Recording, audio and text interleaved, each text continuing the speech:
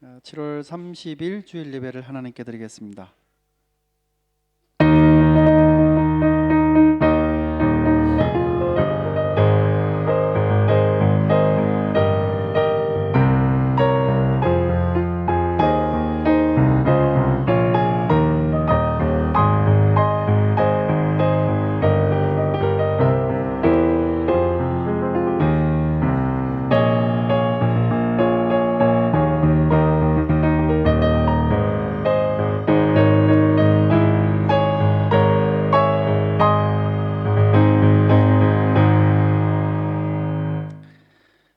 아버지께 참되게 예배하는 자들은 영과 진리 예배할 때가 오나니 곧 이때라.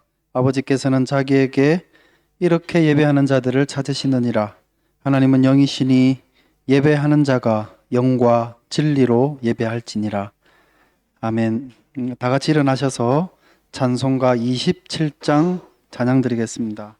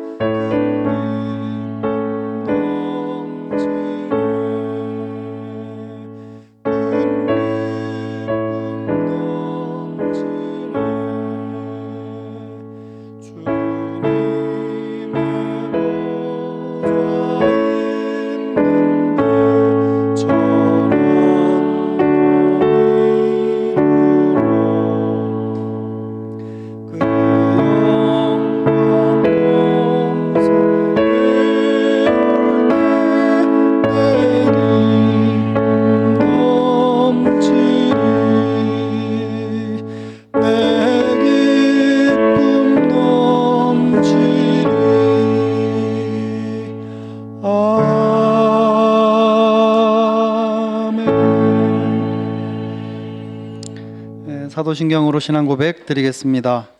전능하사 천지를 만드신 하나님 아버지를 내가 믿사오며 그 외아들 우리 주 예수 그리스도를 믿사오니 이는 성령으로 잉태하사 동정녀 마리아에게 나시고 본디오 빌라도에게 고난을 받으사 십자가에 못 박혀 죽으시고 장사한 지 사흘 만에 죽은 자 가운데서 다시 살아나시며 하늘에 오르사 전능하신 하나님 우편에 앉아 계시다가 저리로서 산자와 죽은 자를 심판하러 오시리라. 성령을 믿사오며 거룩한 공회와 성도가 서로 교통하는 것과 죄를 사하여 주시는 것과 몸이 다시 사는 것과 영원히 사는 것을 믿사옵나이다. 아멘. 교동문 39번입니다. 오라 우리가 여호와께 노래하며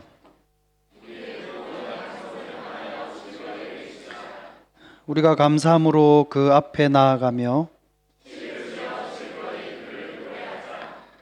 여호와는 크신 하나님이시오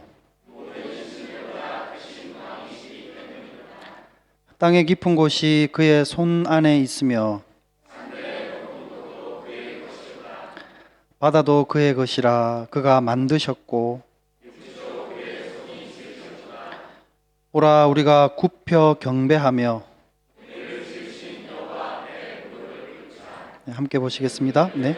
하나님이시오 우리는 그가 기르시는 백성이며 그의 손이 돌보시는 양이기 때문이라. 아멘. 자리에 앉아주시기 바랍니다. 찬송가 79장 찬송 드리겠습니다.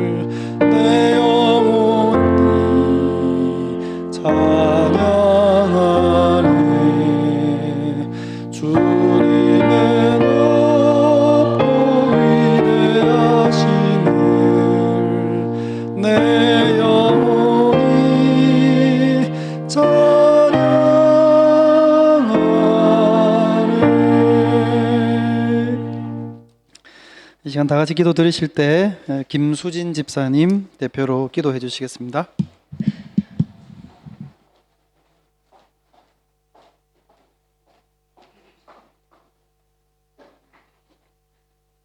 하나님 아버지, 이번 한 주도 여기에 모인 성도들 한 사람 한 사람 지켜주시고 함께 모여 예배드릴 수 있게 하여 주셔서 참 감사합니다.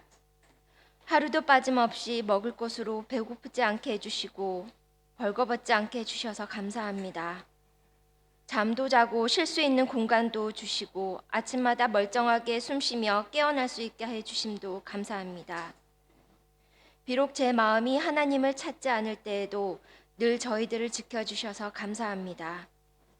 매 순간 모여지는 크고 작은 감사들이 잊혀지지 않기를 간절히 소망합니다. 하루하루 자신의 죄성과 싸워나가는 우리 성도님들에게 힘을 주시옵소서. 미워하는 마음, 정죄하는 마음, 남을 업신여기는 마음, 자신을 사랑하지 않는 마음으로부터 처절하게 싸워야 하는 우리 모두를 위해 하나님이 일하여 주시기를 원합니다. 저희가 하나님을 붙잡고 살아가기 힘든 순간이 올 때에도 부디 저희를 강하신 손으로 붙잡아 주시옵소서. 병든 마음을 치료하여 주시고 고쳐주시기를 원합니다. 제 힘으로는 도저히 움직여지지 않는 내 마음의 악함을 긍휼히 여겨 주시옵소서. 내 안의 고집스러움이 무너지고 어리석음이 깨달아지기를 간절히 원합니다. 아픈 몸으로 병원에 누워 계시는 이용범 집사님을 위해 기도드립니다. 여호와는 집사님의 목자이시니 부족함이 없이 지켜주실 줄 믿습니다.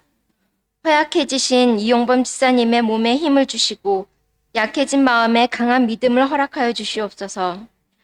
간호하시고 기도하시는 김현희 집사님과 가족들, 너무나도 힘들고 괴로운 골짜기를 지나는 가운데서도 두려워하지 않게 하여 주시고 주님이 함께 하심을 경험하기를 소망합니다. 주님의 일하심 앞에 우리 모두가 잠잠히 기다립니다. 일하여 주시옵소서.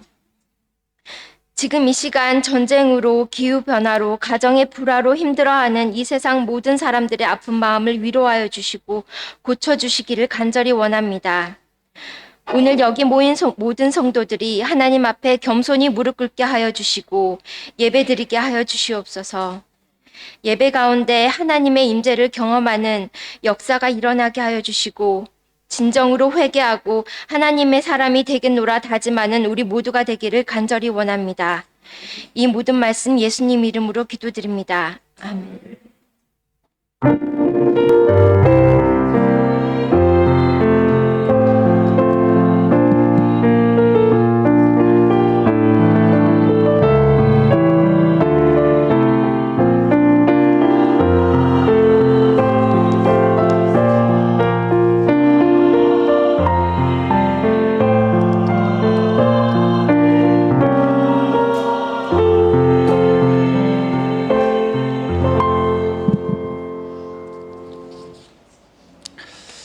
네, 모든 분들을 주님의 이름으로 축복하며 환영합니다.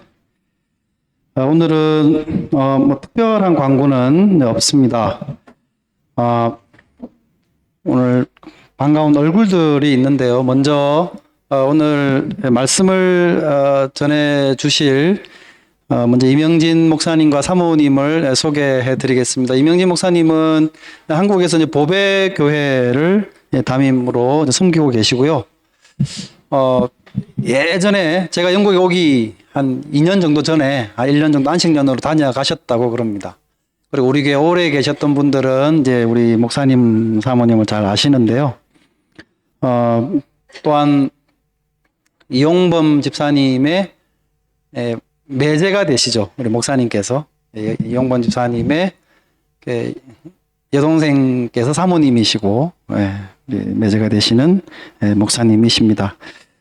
아버님을 모시고 또 이용범 집사님 잠시 이제 뵈러 오셨다가 같이 말씀을 나누실 수 있게 되었습니다. 감사드립니다. 그리고 반가운 얼굴을 소개해 드리겠습니다. 한 3주 전에 오셨는데요. 우리가 그때 연합예배를 드려서 같이 인사를 못 나눴습니다.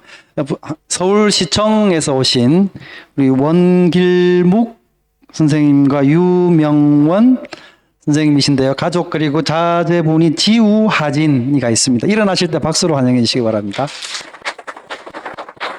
네. 네, 감사합니다. 그리고 우리 오랜만에 우리 이용문 집사님 또 가까운 또 우리 가까우신 장로님 부부께서 오셨습니다.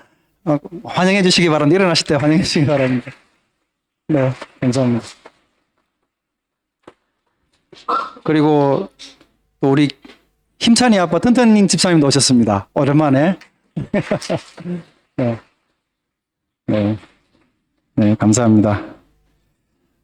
혹시 제가 아버님 오셨네요. 네, 이용문 집사님 아버님께서 이제 오늘 예배에 참석하셨습니다. 아버님 한번 일어나시면 우리 가수로 환영하도록 하겠습니다. 네, 네, 감사합니다. 네, 네, 감사합니다. 예배 마치고 같이 인사하는 시간을 갖도록 하겠습니다.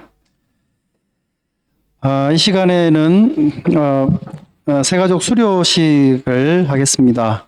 우리 김성경 자매님이 또 4주간 새가족 공부를 잘 마치고 오늘 수료하시게 되었습니다. 성경 자매님 앞으로 나와 주시면 감사하겠습니다.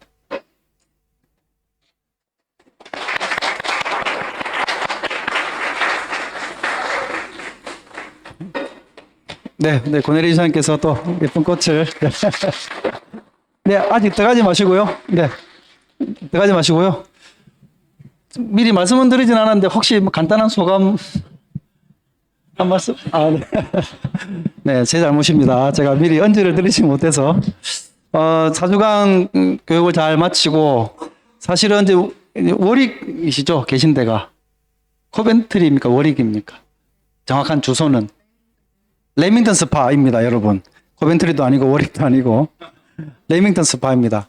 좀 거리가 먼데 저희 교회에 이렇게 출석하시기로 하고 사실 그 전에 목요 성경 공부에 온라인으로 오프라인으로 이렇게 쭉 오시다가 우리 교회 출석을 하시게 되었습니다. 성실하게 새가족 공부 잘 맞춰주셔서 감사드립니다.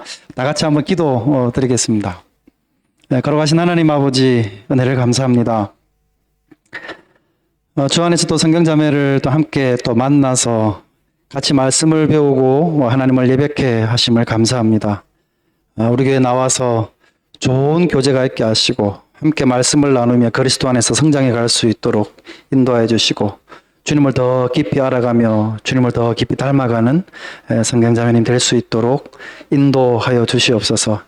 오늘 성도님들과 함께 교제하며 또 말씀도 나누고 말씀도 배우면서 함께 성장하고 서로에게 좋은 신앙적 동기가 될 수 있는 그런 좋은 관계가 될 수 있도록 인도하여 주시옵소서. 함께 우리 모두가 주님을 알고 주님 안에서 좋은 교제를 나누며 성장하며 하나님을 기뻐하는 그런 좋은 교회로 세워져 갈 수 있도록 인도하여 주시옵소서. 걸어가신 구주 예수님의 이름으로 기도드립니다. 아멘. 네, 감사합니다.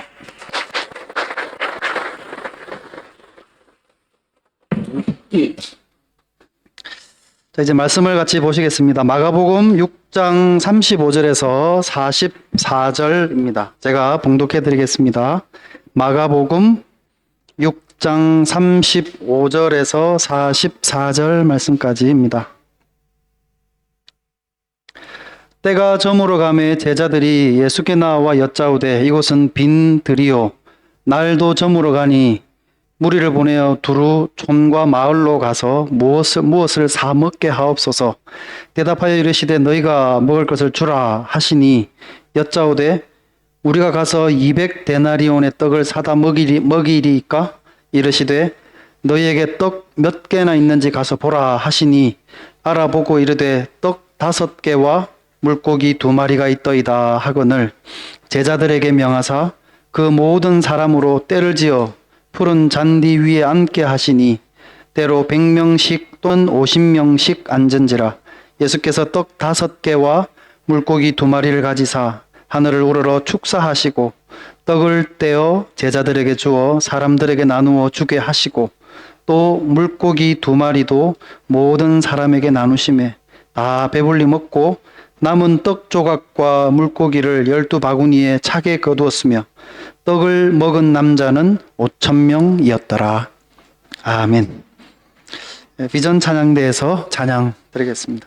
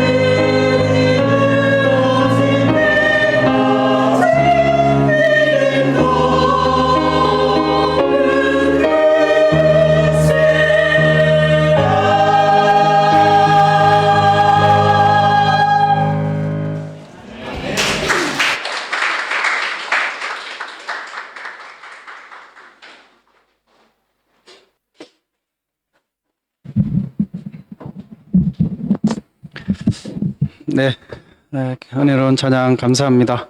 자, 이제 주일학교 학생들은 이동해 주시기 바랍니다.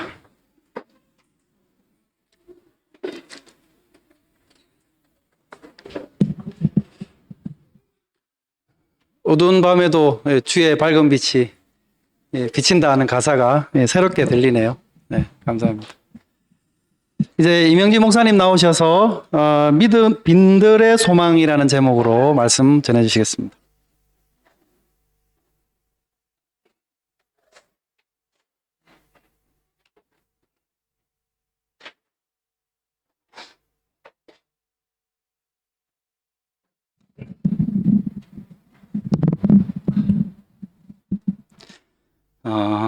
반갑습니다.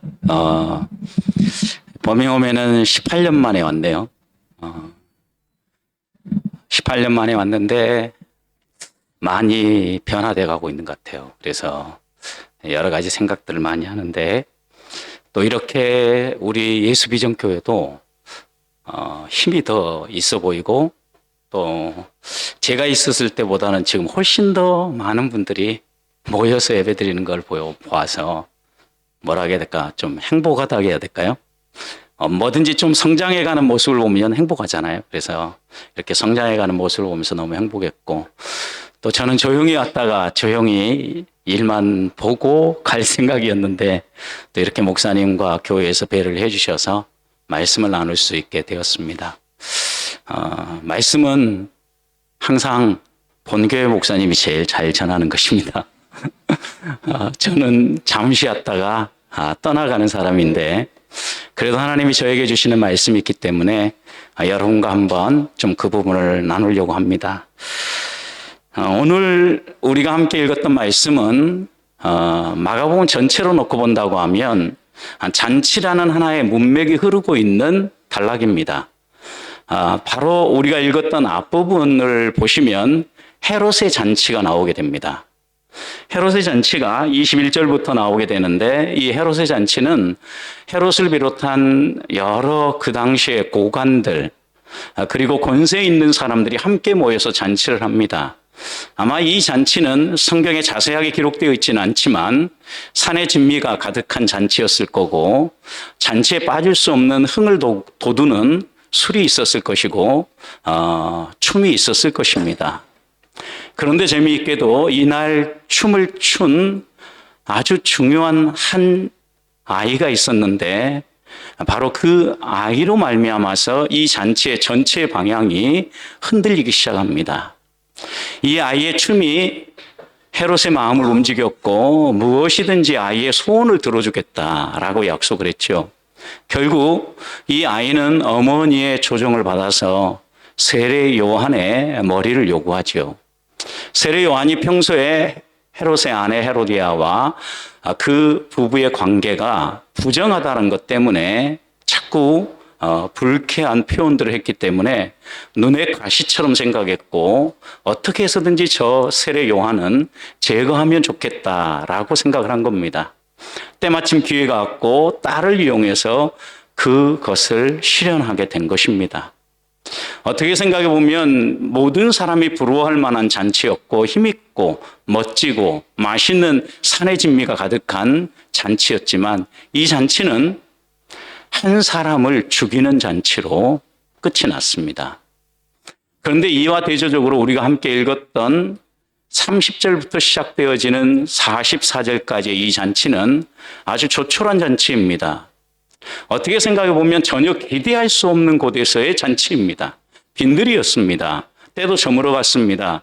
모든 사람이 이제는 집으로 돌아가야 될 때입니다. 그렇지만 하루 종일 주의 말씀을 듣고자 모여왔고 또 하나님 나라가 어떤 곳인가를 조금이라도 듣고자 마음을 열고 기대했던 여러 사람들에게 우리 주님은 한 소년의 작은 도시락, 보리떡 5개와 물고기 2마리로 그 많은 사람들을 행복하게 배불리 먹여주셨습니다.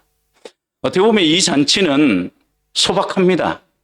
어떻게 보면 우리의 일상처럼 아주 평소에 먹던 음식 하나 먹으면서 소소한 행복 안에 오늘 또 하루가 지나가는구나 이렇게 생각했을 법한 잔치입니다. 만약 여러분 가운데 여러분에게 이 두 가지 잔치 가운데 어떤 하나의 잔치를 선택하라고 하면 여러분 어떤 잔치를 선택하겠습니까? 고민해 보신다면 두말할 나위 없겠죠. 우리가 믿음 안에 서 있다고 하면 아무리 그 잔치가 화려하고 좋은 잔치라고 해도 아마도 예수님이 우리에게 펼쳐주시는 조촐해 보이지만 그래도 가치 있고 의미 있는 이 잔치를 더 사모하리라고 생각을 해봅니다. 그렇다면 이렇게 다시 한번 질문을 던져봅니다. 그렇다면 우리들도 오늘을 살아가면서 어떻게 하면 때로는 헤롯과 같은 멋진 잔치도 기대하지만 매일매일 생활 가운데 우리 주님과 동행하면서 주님이 펼쳐주는 잔치를 누리면서 살아가야 되는데 과연 우리 주님은 어떤 사람에게 그리고 또 어떤 방법으로 이런 잔치를 펼쳐주실까요?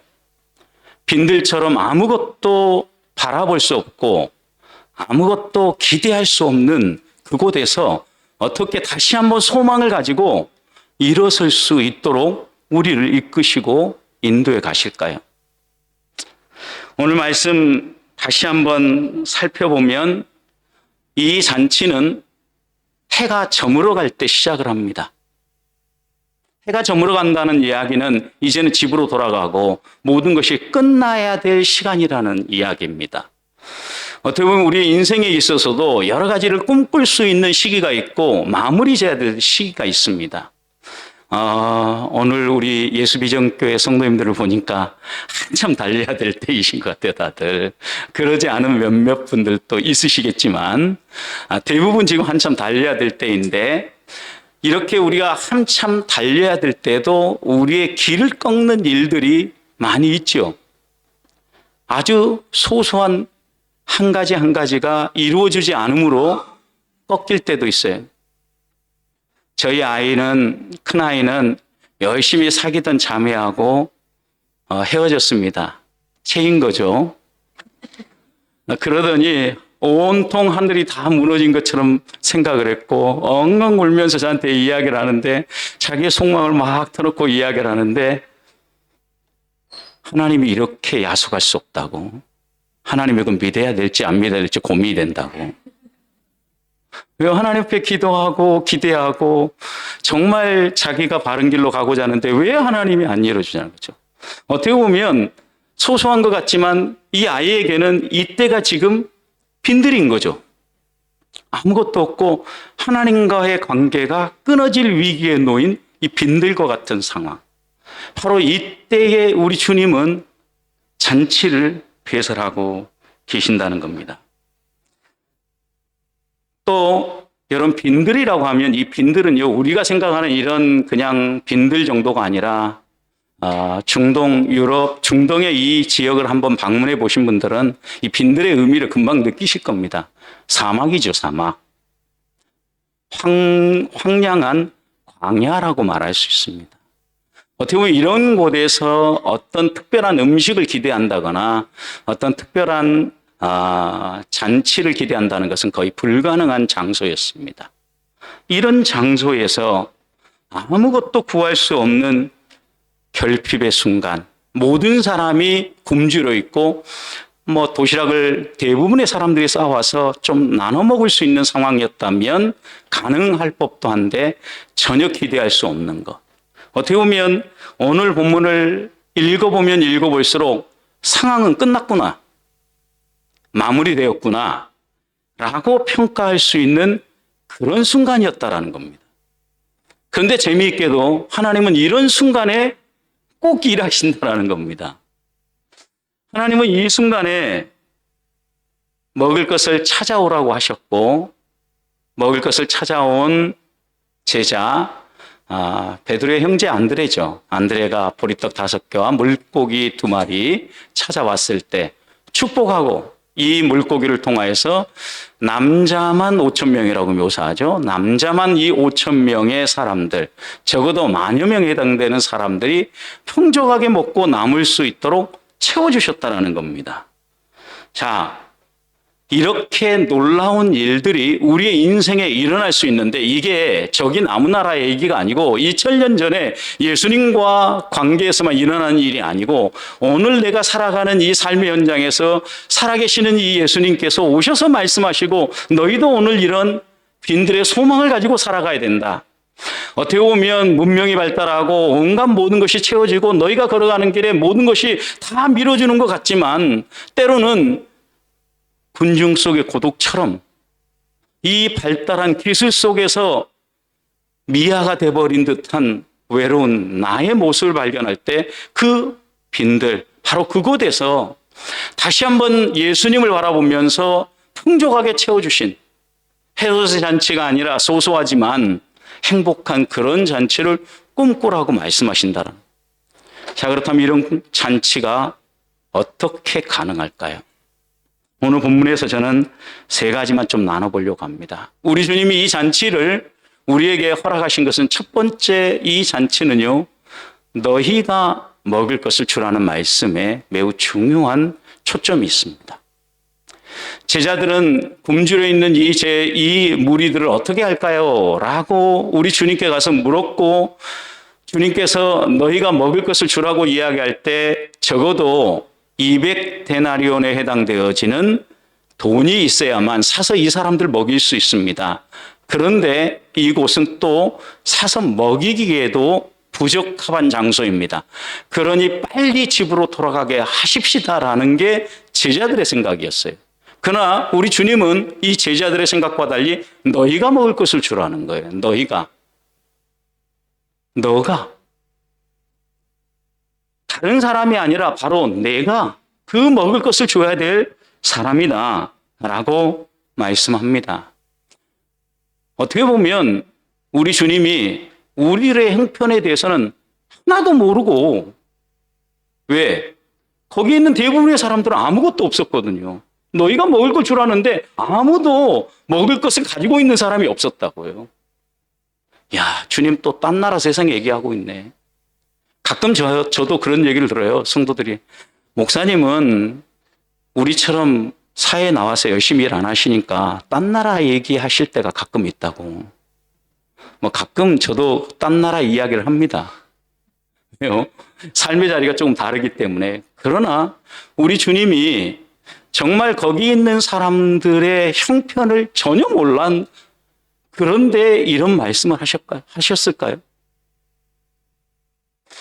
모든 것을 깨뜨려 보시는 우리 주님께서 분명히 이유가 있으니까 너희가 먹을 것을 줘야 된다라고 말씀하지 않았을까요?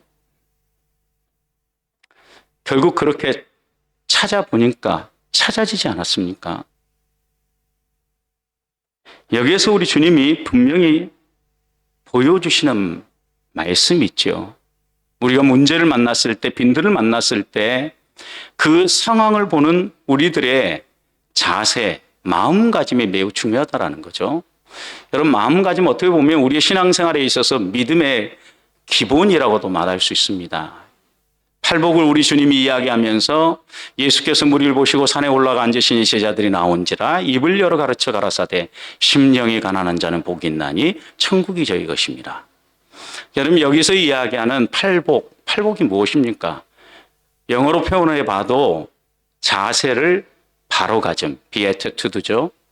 하나님과의 관계가 바로 자리를 잡고 사람과의 관계가 바로 자리를 잡은 사람. 이 사람이 누구예요?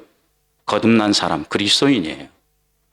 이 사람이 결국 하나님 나라를 소망하며 살아가는 제자이고, 또 오늘 본문에서 만나는 하늘 잔치를, 어떻게 보면 주님이 펼쳐주시는 빈들에서의 잔치를 맛볼 수 있는 사람이라는 말씀입니다.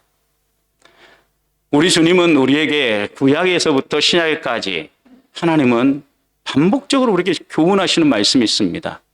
신명기 22장의 말씀을 보면 너희가 길을 가다가 한 마리의 소가 만약에 웅덩이에 빠져 있다고 하면 못 본 척하고 지나가지 말아라. 우리식으로 말한다면 누군가가 풀어놓은 외환견이죠. 반려견이라고 이야기하는 이 반려견이 집을 못 찾아가지고 방황하고 다닌다고 하면 못 본 척하고 지나가지 말라는 거예요. 이 반려견을 너의 반려견처럼 생각을 하고 주인을 찾아주라는 거예요. 결국 이 말씀은 우리 주님이 내 이웃도 내 몸이다 라고 말씀하신 이 말씀 속에 그 의미가 그대로 담겨져 있는 거죠. 실제로 우리의 삶의 시련은 어떻게 생각해 보면 우리를 심각하게 좌절하게 만들고 무릎 꿇게 만들고 되돌아가게 만드는 것 같습니다. 그러나 우리에게 다가오는 이 절망과 시련, 그리고 때때로 인생에서 만나는 이 장애물들을 어떤 마음과 어떤 자세로 대하느냐에 따라서 이 시련과 절망 또 장애물은 전혀 다른 의미를 우리에게 가져다 줄 수 있다는 거예요. 위기는 기회라는 말씀을 하죠. 세상적인 이야기가 아닙니다. 실제로 역사를 통해서도 그렇고 우리 주님의 가르침에서도 역시 그렇습니다. 노마인 이야기를 썼던 신원호 나나미의 책 2권, 그 노마인 이야기 2권에 보면 노마를 로마로 만든 것은 시련이었다라는 이 한 문장은요, 정말 많은 것을 생각하게 하는 한 문장입니다. 전쟁에 이겼느냐 졌느냐 이것보다 더 중요한 건 무엇이냐? 설령 전쟁에 패배를 하고 모든 걸 다 잃어버렸다 할지라도 이 위기, 이 절망, 이 시련을 내가 어떤 자세로 받아들이고 맞아들이냐에 따라서 그 나라의 장래 그리고 한 사람의 미래는 확연하게 달라질 수 있다는 겁니다. 우리나라가 그런 모습을 보여줬습니다. 일본이 역시 그런 모습을 보여줬습니다. 역사 가운데서도 이미 시련을 어떻게 대처하느냐에 따라 그렇게 왕성했던 나라가 역사의 뒤안길로 사라지기도 했고, 보잘것없는 나라가 오늘의 세계 열강들 속에서 어깨를 나란히 하며 걸어가는 나라들이 있기 때문입니다. 이게 역사만입니까? 성경의 이야기도 보십시오. 여러분, 하나님이 꿈을 주시고 하나님이 무언가를 하게 하셨고, 그리고 그 말씀에 순종하며 걸어가면 길이 좀 탄탄대로가 펼쳐지고 하나님께서 함께 하신다는 증거들이 팍팍 나타나야 되잖아요. 저희 아이들에게 제일 신앙교육 하면서 제가 많이 고민하고 아이들이 저에게 이의제기했던 부분 가운데 하나는 아빠 말대로 기도하고 아빠 말대로 했는데 왜 하나님이 이렇게 안 해주냐라는 거예요. 성경의 요셉을 보십시오, 여러분. 하나님이 꿈을 꾸게 하셨습니다. 꿈을 꿨습니다. 그리고 꿈 얘기를 형제들한테 이야기를 했습니다. 여러분, 그리고 그 꿈 이야기를 했다라는 것은 하나님이 주시는 비전을 가슴에 품었다라는 거죠. 그리고 꿈을 자기만 간직한 것이 아니라 꿈은 이야기할 때 실천할 힘을 주기 마련이고, 꿈은 이야기했을 때 그 다음 나아갈 나의 스텝을 결정을 해요. 요셉은 적극적으로 하나님이 주신 꿈을 이루고자 한 발의 스텝을 내디딘 거죠. 나타난 결과가 무엇입니까? 애굽의 종으로 팔렸습니다. 그곳에 가서도 나름 시련을 극복하고자 최선의 노력을 합니다. 여러분, 그러니까 노예들 가운데도 다른 노예들도 있었겠지만 요셉은 그 가운데 뽑히지 않아요. 여러 모든 종들 가운데 가장 인정받는 종으로. 여러분, 이러면 그 다음 스텝을 하나님이 바로 밟아주셔야 되잖아요. 여러분, 이렇게 충성스럽게 열심히 했는데 그 다음 요셉에게 찾아온 하나님의 길은 무엇입니까? 감옥입니다, 감옥. 여러분, 이쯤 되면 믿음이고 뭐고 신앙생활이고 뭐고 다 포기하고 싶지 않습니까? 하나님 앞에서 몸부림치면서 열심히 달렸는데 하나님이 정작 내게 준 것은 산 넘어 산. 우리가 흔히 그런 얘기하죠. 1층에서 지하 1층이 있어서 하나님이 내게 빼앗음을 하더니 지하 1층으로 가게 하시더라. 이제는 끝났겠지 하더니 지하 2층을 파서 지하 2층에 나를 또 가두시는 거죠. 요셉이 지금 그런 심정 아니겠어요? 또 감옥에 들어갔다고요. 그런데 요셉은 어떻게 보면 이 가장 심각한 위기의 순간에요, 하나님의 손길을 보기 시작하죠. 그곳에서 왕의 제수들을 만나게 되고 애굽 왕 바로가 뭘 좋아하는지, 그 주변의 정치인들은 어떻게 애굽의 문화와 정치들을 펼쳐가고 있는지 왕의 제수들을 섬기면서 하나하나 배우는 거죠. 결국 하나님은 그를 애굽의 총리로 세우기 위하여서 준비 작업을 해가시는 거죠. 만약 그 어떤 과정 한 부분이라도 하나님 아니에요, 나 이 길 아니고 다른 길로 갈래요 라고 이렇게 선택을 했다고 하면 우리가 기억하는 요셉의 삶은 없었을 것입니다. 이처럼 시련, 빈들, 장애물, 우리의 삶에 있어서 우리의 꿈과 열망을 꺾는 듯한 강력한 공격들은요, 바꾸어 보면, 자세를 달리하고 보면 나를 다듬고 훈련하는 하나님의 손길이라는 것입니다. 저도 요즘은 제일 많이 신경 쓰라고 경고하는 것 가운데 하나가 건강입니다. 건강. 열심히 운동을 하는데 항상 운동을 하다 보면 한계치가 있습니다. 한계치. 무엇을 들어도 또 앉았다 일어서기를 해도 스쿼트를 하죠. 이런 걸 해도 한계치가 있습니다. 어느 한계치에 딱 도달하면 정말 온 몸이 아플 정도로 근육이 팍 떠는 느낌이 오잖아요, 여러분. 그런데 그렇게 근육이 파르르 떨어도 그 다음 하나를 더 합니다. 왜요? 근육이 형성되어지고 보다 건강한 삶을 살기 위해서입니다. 다음 스텝을 위해서 그러는 거예요. 그래서 맥셀 목사님은 훈련이라는 건 뭐냐? 장래에 내가 하고 싶은 일을 하기 위해서 오늘 하기 싫은 일을 하는 것이 훈련이다. 이렇게 이야기를 했어요. 여러분 생각해 보십시오. 어떻게 보면 하나님은 오늘 내가 하기 싫은 일들 앞으로 자꾸 우리를 몰아넣으시는 것은 장래 내가 해야 될 일이 있기 때문에 그 일을 하도록 나를 그곳으로 몰아넣고 있는 거예요. 어떻게 보면 이 빈들 누가 좋아하겠어요? 아무도 좋아하지 않는 이 빈들로 나를 몰아넣으시는 데는 내가 해야 될 일이 있기 때문에, 너가 좋아해야 될 일이 있기 때문에, 너가 이 예수비전교회에서 해야 될 일이 있기 때문에, 이 버밍엄에 살 일이 있기 때문에, 또 여기에서 여러분의 일이 마무리되어지고 한국에 돌아온다면 한국에서 여러분이 할 일이 있기 때문에 우리를 이 빈들로 몰아넣으시면서 너가 먹을 것을 줘야 된다.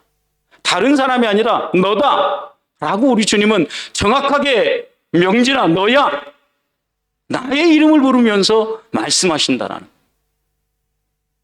오늘 다시 한 번 더 우리에게 어떤 장애물이 다가오고 또 어떤 시련이 온다고 하면 그것이 뺄셈이라 할지라도 뺄셈의 곱하기가 되어져서 마치 지하 저 수십 층까지 나를 몰아넣는 훈련이라 할지라도 비록 지금은 눈물을 흘릴 수밖에 없고 고뇌에 찬 밤을 보낼 수밖에 없다 할지라도 그 다음에 하나님이 기다리시는 하나님의 손길이 있다는 걸 기억하며 하루하루를 살아가는 우리 성도님들이 되시기를 주님의 이름으로 축복합니다. 두 번째, 어떻게 빈들의 소망이 또 살아납니까? 우리 주님은 먹을 것을 주라고 이야기하는 데서 멈추지 아니하고 이제는 먹을 것을 지정하십니다. 어떻게요? 떡이 몇 개나 있느냐 이렇게 물으셨어요. 뭐 다양한 음식이 있을 수 있어요. 뭐 어떤 사람들은 이 떡을 먹을거리의 대명사로 이야기할 수도 있었지만 여러분 이 떡과 보리떡은 연결되어지는 거죠. 우리 주님은 먹을 걸 줘라. 그 다음 템포에서는 떡이 몇 개 있는지 찾아봐라. 구체적인 질문을 던지셨습니다. 그러자 제자들의 반응은 36절에서 보내어 사 먹게 합시다. 37절 계산에 탁월했던 빌립은 이 사람 수 대비해서 200데나리온, 한 데나리온은 한 건장한 사람의 하루 품삯, 연봉 3천을 칩시다. 적어도 200데나리온 일하면 쉬는 날 빼면 연봉입니다. 한 사람의 건강한 사람의 연봉이 필요했던 거예요. 얼마나 빨리 계산해 냅니까? 주님이 말씀하자마자 또 올랐던 거죠. 여러분 그런 사람 있잖아요. 어느 분야의 전문가는요. 딱 보기만 하면 지나가면 예를 들어 신발을 계속해서 만들고 파는 사람은 신발 봐도 저거 어떻게 만들었겠다. 접착식인가 아닌가 부터 해서 모든 걸 머릿속에 한순간에 스캐닝하면서 싹 계산해 내는 거죠. 빌립은 그러니까 이 분야에서는 적어도 전문가였던 거죠. 이 정도의 돈이 필요해 라고 정확하게 분석해 내셨습니다. 그렇지만 우리 주님은 원하는 게 그게 아니었죠. 너희가 먹을 거 줘. 그리고 너희가 가지고 있는 것을 찾아보라는 거죠. 그렇게 찾아온 게 보리떡 5개와 물고기 2마리였습니다. 여러분 그런데 그걸 찾아왔을 때 생각해 보십시오. 베드로의 형제였던 안드레가 들고 왔는데 여러분 지금 인원이 몇 명입니까? 10,000명 적어도. 근데 보리떡 5개, 물고기 2마리. 이건 말도 안 돼. 우리 주님이 찾는 거 이게 아닐 거야. 라고 생각하고 그것을 내려놓지 않았다라는 거예요. 안드레는 그것을 찾아가지고 왔다라는 거예요. 우리 주님은 이 10,000명에 해당되는 음식을 어디서 찾아와라가 아니었어요. 너희가 떡을 몇 개를 가지고 있는지 찾아봐라. 그래서 그 말씀대로 그들은 정확하게 이 제자는 주님의 말씀을 따라서 떡 5개와 보리떡 5개와 물고기 2마리를 찾아온 거죠. 어떻게 생각해 보면 아주 작고 보잘것없기 때문에 이것으로는 무엇을 할 수 없다라고 생각할 수도 있습니다. 또 우리 버밍엄 예수비전교회에 계시는 분들 가운데 한국에서 규모 있는 교회에서 신앙생활을 하셨던 분들은 이렇게 예배하는 걸 볼 때 보잘것없어 보일 수도 있습니다. 여기에서 무슨 선한 게 나올 수 있을까 이런 생각이 드실지도 모르겠습니다. 그러나 분명한 것은요, 우리 주님이 쓰고자 하시면 아무리 작은 것이라 할지라도 주님 손에 들려졌을 때 놀라운 역사를 이뤄낸다는 겁니다. 작은 것인데 놀라운 열매들을 맺었던 성경의 많은 가르침들을 여러분 기억해 보십시오. 그것을 기억한다면 우리가 가진 것이 비록 지금 보잘것없고 다른 사람하고 비교했을 때 상대적으로 작고 보잘것없다 생각된다 할지라도 낙심할 이유가 없어요. 아이들이 제일 마음에 불편해하는 것 가운데 하나가 있죠. 엄친아라고 하는데 엄마 친구 아들 자꾸 비교하는 거죠. 옆에 있는 아이하고 우리 집 아이와. 야, 남들은 좋은 며느리감 데려와서 잘도 시집가던 잘도 장가가던데 너는 어디에서 여자를 데려오려고 아직도 이렇게 뜸들이고 있느냐 자꾸 이야기하면 그 아이는 마음의 부담을 심각하게 갖겠죠. 우리가 가진 것이 무엇인지를 제대로 보지 않고 하나님이 원하시고 하나님이 찾아오라는 것을 하나님 손에 기꺼이 드리기 전에 내 스스로 다른 사람의 가진 것과 내가 가진 것을 비교합니다. 그리고 우리는 우리 스스로 그것을 접어버릴 때가 많아요. 이거 뭐 별로 아닌데 이거 모아봐야 별 의미가 없을 거야 라고 접어버릴 때가 많다라는 거예요. 저는 그런 점에서 비교의식은요, 하나님이 원하시는 게 아니라고 생각합니다. 하나님은 한 사람 한 사람을 지을 때 다르게 지으셨어요. 창조의 컨셉은 다양함이에요. 그러나 이 다름을 통하여서 하나됨을 이루게 하셨고 공동체의 멋을 누리게 하신 분이 우리 하나님이에요. 그런 점에서 하나님은 다름을 인정하되 비교하지 말고 서로 다름을 함께 모아서 하나님이 원하시는 공동체를 이루라고 말씀하시는 거죠. 특별히 많이 가진 사람은 많이 하나님께 드리는 게 하나님 나라 원리고 적게 가진 사람은 적게 드리는 게 하나님 나라 원리입니다. 10의 1조도 그렇고 우리가 하나님 앞에 감사의 헌금을 드릴 때도 역시 마찬가지입니다.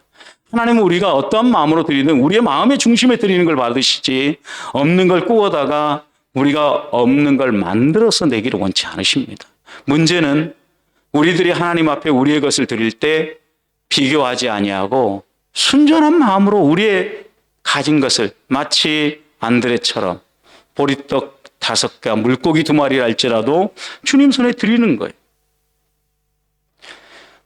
우리로 하여금 비교하게 만들고 다른 생각을 품게 만드는 것은 저는 사탄의 전술 전략이라고 생각합니다. 얼마나 요즘 많은 사람들이 비교합니까? 직장에 가도 누구는 이 직장에 갔는데 아무개는 이 직장에 갔다라고 비교를 합니다.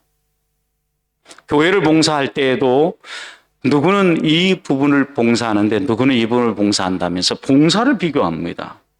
어떻게 생각해 보면 어리석은 비교이죠. 그럼에도 불구하고 우리 인간들은 자꾸 비교하면서 상대적 우월감을 즐기고자 합니다. 여러분, 그런데 그 마음은 사탄이 주는 마음이라는 걸 잊지 마셔야 합니다. 하나님이 내게 무언가 하나라도 더 준 것이 있다고 하면 섬기라고 주셨다는 걸 잊지 마셔야 합니다. 하나님 나라의 원리에서는요, 하나님이 주신 것을 다시 찾으시고 주신 것을 통하여서 하나님 나라를 이루시고 주신 것을 통하여서 하나님의 뜻을 이루가기 원하신다라는 말씀입니다. 그런 점에서 하나님은요, 우리의 외적 조건보다는 우리의 마음 중심을 보시는 거예요. 보리떡 5개, 물고기 2마리라 할지라도 이 많은 사람들을 위해서 조금이라도 보탬이 돼야 되겠다 라는 마음으로 하나님 앞에 드리고 헌신할 때 하나님이 이것을 통하여서 소망의 잔치를 이루시고 소소하지만 모든 사람이 배불리 먹을 수 있도록 먹이셨다는 겁니다.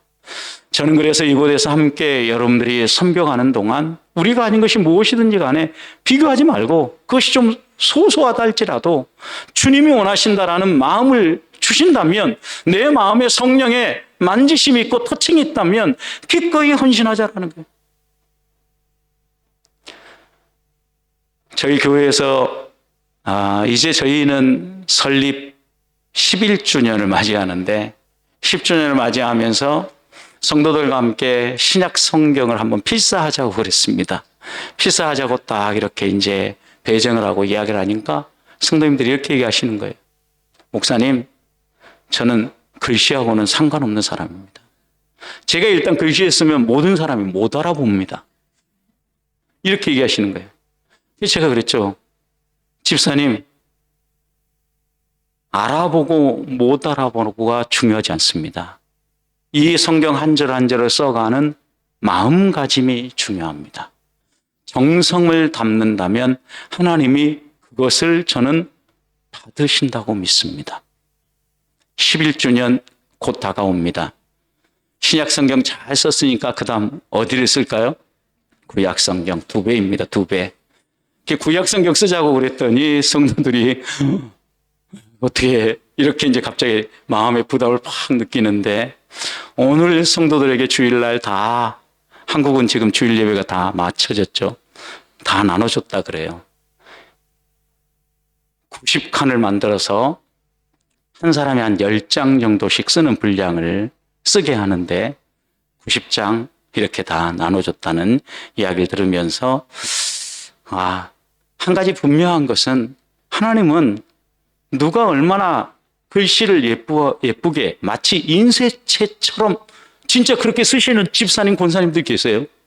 그래서 제보낸 책을 읽다 보면요, 확 눈에 들어옵니다. 근데 어디는 막 정말 지렁이가 기어가는 것처럼 자세하게 살펴야만 읽을 수 있는 부분이 있습니다. 그러나 하나님은 이 2개의 차이를 두지 않습니다. 왜요? 가난한 가부의 2렙돈을 가장 큰 헌금으로 받으셨던 하나님이잖아요. 무엇이 달랐을까요? 중심이죠. 자신의 삶 전부를 드리는 거죠. 하나님은 그걸 원하시는 거죠. 그렇다면 우리의 마음가짐이 흔들리지 않는다면 다른 사람하고 비교할 필요가 없어요. 하나님이 말씀을 주실 때 내게 찾아오셔서 놓고 하신다면 아멘, 그렇게 하겠습니다. 뒤돌아보지 말고 비교하지 말고 순종하며 나아가는 겁니다. 이것이 하나님 나라의 원리이고 빈들에서 하나님이 펼쳐주시는, 우리 주님이 펼쳐주시는 잔치를 경험하는 비결입니다. 저는 우리의 힘만 가지고 내 노력과 내 열심만 가지고 열심히 노력해서 무언가를 얻어내려고 땀 흘려 수고하기보다는 하나님이 내게 주신 거 하나님의 뜻을 따라 사용하면서 나의 열심에 하나님의 은혜가 덧입혀져서 빈들과 같은 곳에서도 소망의 잔치가 펼쳐지는 삶을 여러분들이 살아가시기를 주님의 이름으로 축복합니다. 마지막입니다. 우리 주님은 여기에서 멈추지 아니하시고 보리떡 5개와 물고기 2마리를 찾아왔을 때 그것을 들고 하늘을 우러러 축복 기도하십니다. 그리고 어떻게 하십니까? 제자들에게 나눠주십니다. 그리고 그것을 사람들에게 나누라고 이야기를 합니다. 여러분, 근데 오늘 본문에서 좀 더 눈여겨봐야 돼요. 단순히 나눴다 하니까 그냥 나누어준 것으로 여러분 생각하시죠. 39절 보십시오. 제자들에게 명하사 그 모든 사람으로 때를 지어 푸른 잔디에 앉게 하시니 41절 예수께서 떡 5개와 물고기 2마리를 가지사 하늘 우러러 축사하시고 떡을 떼어 제자들에게 주어 사람들에게 나누어 주게 하시고 또 물고기 2마리도 모든 사람에게 나누시며 그랬어요. 그러자 모든 사람이 먹고 배불리 먹었다네. 여기에서 하나 관심을 가져야 될 게 있습니다. 12명의 제자가 아마 12개의 강주를 가지고 우리 주님의 손에서 떼어주시는 이 떡을 나누었겠죠. 여러분, 그럼 한 사람이 몇 인분 정도 한 강주일에 담을 수 있을까요? 막 생각해 보니까 몇 인분? 100인분. 엄청 인심 썼습니다. 100인분. 12명 100인분씩. 몇 인분? 1200인분. 자, 그러면 제자들이 지금 적어도 10,000명 이상이라고 몇 번 왔다 갔다 해야 됩니까? 10회. 최소 10회 왔다 갔다.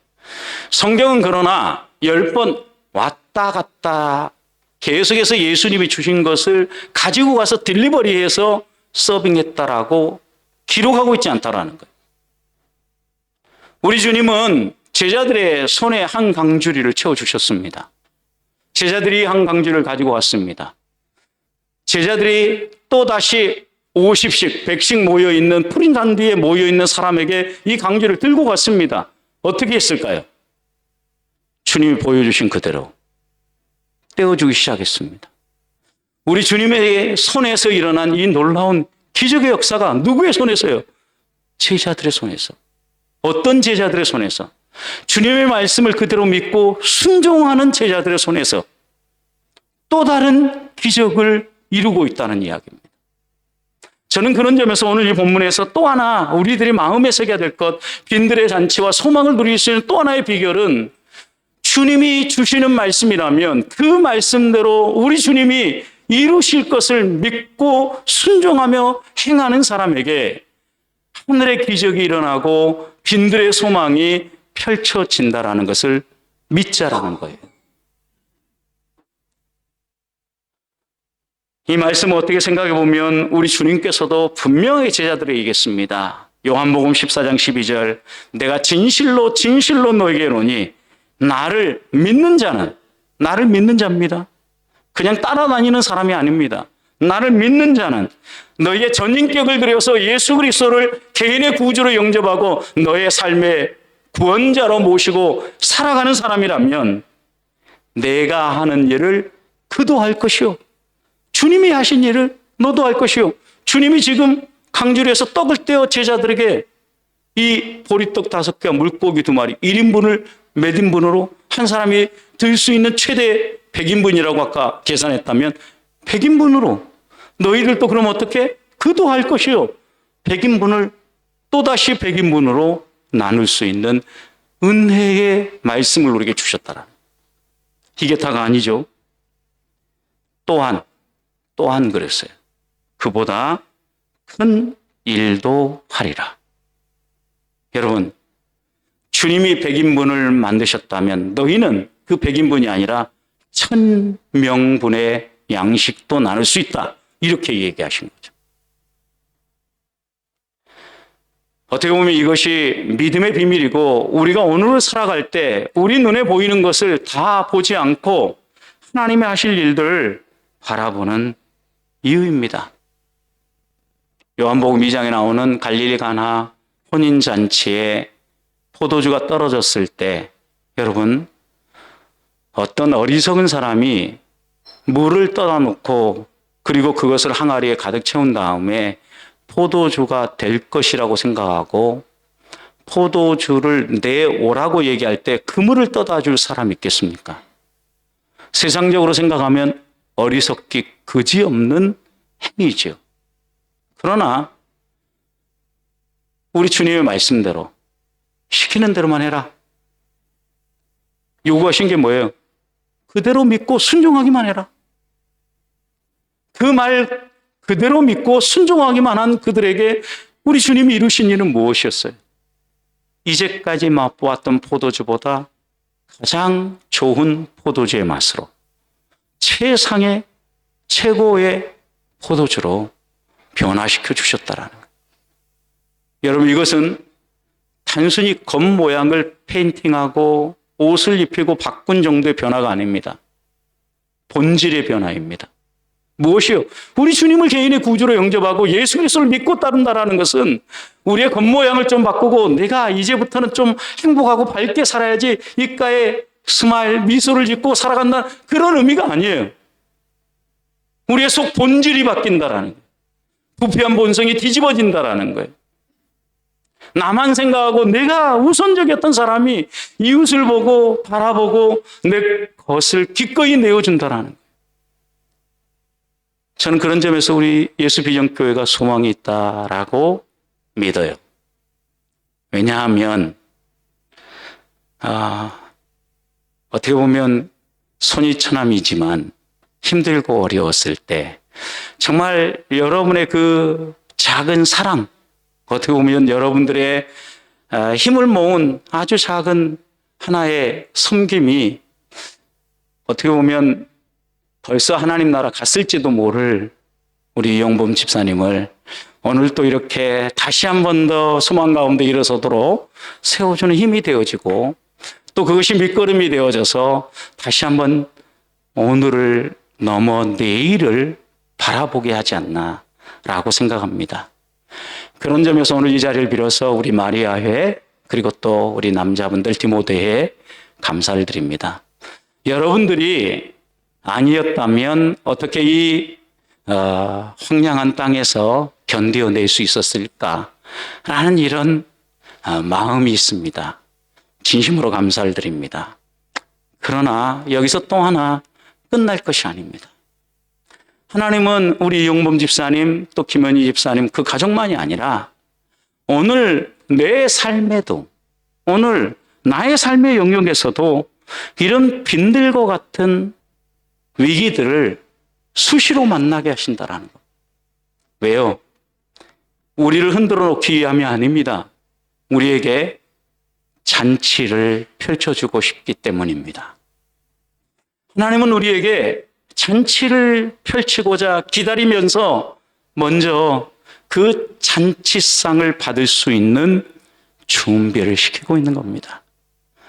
때로 야속하기도 하고 얄밉기도 하겠지만 하나님은 그것이 다가 아니라 이것을 통하여서 하나님이 우리에게 주시는 구원의 복락과 이 땅을 살아가면서 우리의 본질이 변화되어 하나님의 자녀로 살아가는 삶이 얼마나 행복하고 얼마나 좋은 것인지를 요만큼이라도 맛보여주고 싶기 때문입니다. 너희는 여호와의 선하심을 맛보아 알지어다. 저는 여러분 모두가 이런 여호와의 선하심을 맛보아 알고 우리의 삶의 자리에서 항상 변함없이 우리에게 찾아오셔서 만지시고 터칭하시고 빈들에 소망을 심어주시면서 잔치상을 펼쳐주시는 사망의 음침한 골짜기를 다닌다 할지라도 해받을 것을 두려워하지 아니하고 원수의 목전에서 잔치상을 배설해 주시는 그 하나님의 은혜를 우리가 맛보기 원하기 때문에 우리에게 그렇게 길을 내신다라는 것 기억하며 걸어가기를 소망합니다. 말씀을 마무리합니다. 우리 주님 이렇게 당부하셨습니다. 내가 진실로 진실로 너희에게 이르노니 한 알의 밀이 땅에 떨어져 죽지 아니하면 한 알 그대로 있고 죽으면 많은 열매를 맺느니라. 주님은 우리가 죽기를 원하십니다. 내 생각이, 내 가치가, 내 주장이 죽기를 원하십니다. 주님의 가치가 살아나기를 원합니다. 주님의 말씀이 우리의 삶에 숨쉬기를 원합니다. 주님처럼 행하고 주님처럼 말하고 주님처럼 일하기를 원하십니다. 그럴 때 빈들이 우리에게 펼쳐진다 할지라도 그 빈들 속에서 오늘 내가 해야 될 일은 무엇이지? 작은 것이라도 내가 오늘 이 일을 위해서 나누어야 될 것은 무엇일까? 하나하나 찾으면서 주의 말씀대로 순종함으로 여러분의 삶에 소소하다 할지라도 함께하는 모든 사람을 마음 넉넉하게 만들어주고 행복하게 만들어주는 이 빈들의 잔치, 우리 주님이 펼쳐주시는 소망의 삶을 평생 살아가는 우리 예수 비전교회 성도님들이 되시기를 주님의 이름으로 축복합니다. 같이 한번 기도하겠습니다. 주님 고맙습니다. 주의 말씀 함께 나눴습니다. 비록 우리의 삶 가운데 빈들이 펼쳐진다 할지라도 우리 하나님이 어떤 분인가에 대한 우리들의 이해가 흔들리지 아니하고 그 빈들 속에서 더 선명하게 드러나고 더 확실하게 나타나는 우리 주님에게로 시선이 고정되어지고 우리의 유일한 소망은 우리 구주 예수님입니다. 라고 고백하면서 이 빈들에서 내가 해야 될 일은 무엇일까? 오늘 내가 작은 것이라도 나누어야 될 것은 무엇일까? 주님 말씀대로 내 손에서 주님의 기적이 일어나도록 주님이 하신 것보다 더 크고 놀라운 일들이 이루어질 수 있도록 해야 될 일은 무엇일까? 물으면서 하루를, 한 주를, 아니 우리의 남은 생을 살아가는 우리 예수비전교회 주의 자녀들 될 수 있도록 은혜 베풀어 주옵소서. 그렇게 복 주시고 함께 하실 하나님을 찬양하오며 우리 구주 예수 그리스도의 이름으로 기도합니다. 아멘.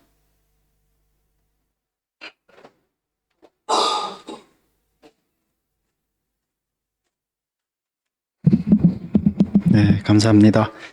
우리 다 같이 찬송가